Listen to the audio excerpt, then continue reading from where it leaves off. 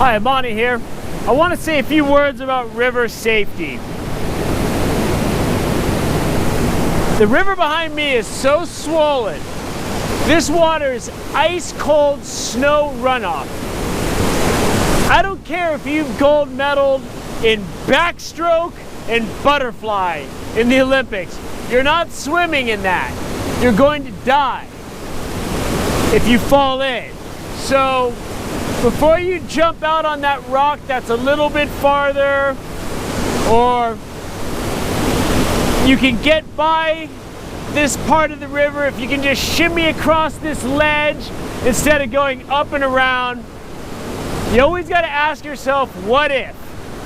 If you're shimmying across that ledge to do that shortcut and you fall in, if the answer to what if that happens is you're certainly going to die, I suggest you find another route, because it's not worth throwing a line into that one pool to get around walking around the longer route, to shimmy through that one. You might shimmy across that ledge, barely make it, cast, get in the pool, not catch anything, and then have to shimmy back across that and risk your life again.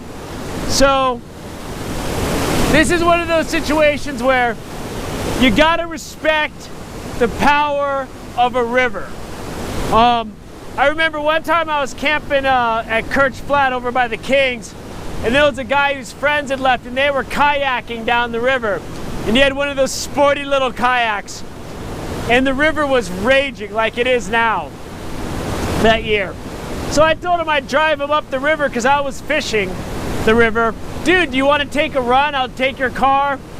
And I looked at it, and he was in his kayak. He goes, dude, just pick me up and go back up and you can take my kayak. I had never been kayaking. He had one of those short little sporty ones. I thought maybe I could figure it out, but that was not a time to be figuring out how to use a kayak in a raging river. I mean, if anything went wrong, I most certainly was going to die. So obviously I passed on that.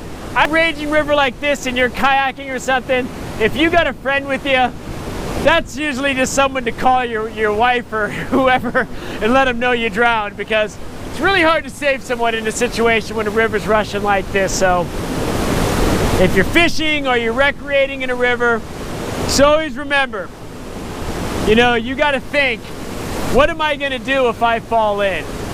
You know, if you are going to take a chance and go, try to shimmy and get there, and there is a little bit of a pool or something, think in advance what you're going to do if you fall in. You know, if the answer is you're most probably going to die, but you might make it, you kind of want to plan out what the might make it might be before you start going in. So moral of the story is, be very careful when you're around raging, swollen rivers. And if you're not really experienced crossing a river and it looks like it could be trouble, my advice to you is don't cross. If you see wet rocks, assume they're slippery. If it gets down to below freezing, sometimes the rocks that are close to a waterfall or something will get a fine mist on it, and it'll make an invisible sheet of ice on that rock. So you need to be sure that if you step on that rock, you are going down. It's worse than algae.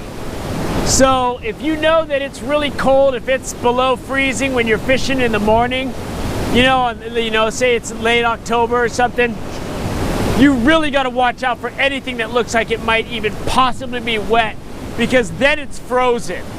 Frozen and ice will kill you every time. So watch out, watch where you're stepping when you're around a river. Don't take chances. If you're a person that takes chances, that's how you get better, is taking chances sometimes. I don't know. So me, at my age, I think I'm almost done taking chances. I'm turning around and going back. There was a time when I'm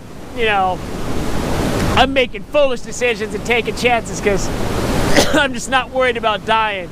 Now I feel fragile. Now anyway, when you're around rivers, be very, very careful. this river in the state it's in right now, see if I can get you a little closer.